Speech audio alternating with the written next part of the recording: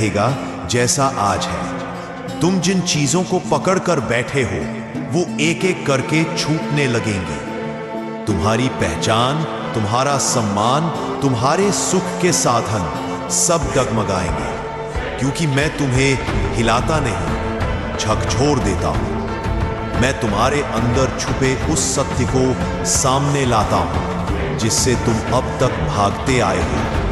मैं तुम्हें अकेला कर दूंगा ताकि तुम अकेले में मुझे पहचान सको। मैं तुम्हें तन्हा कर दूंगा ताकि तुम्हारे भीतर का शोर शांत हो सके। मैं तुम्हें अंधेरे में ले जाऊंगा ताकि तुम अपना प्रकाश खुद ढूंढ सको। तुम्हें लगेगा कि सब कुछ खत्म हो रहा है, लेकिन वही शुरुआत होगी मेरे साथ चलने की। मैं कोई वादा नहीं करता कि रास्ता आसान होगा, पर इतना जरूर कहता हूं, जो इस राह पर चल पड़ा वो फिर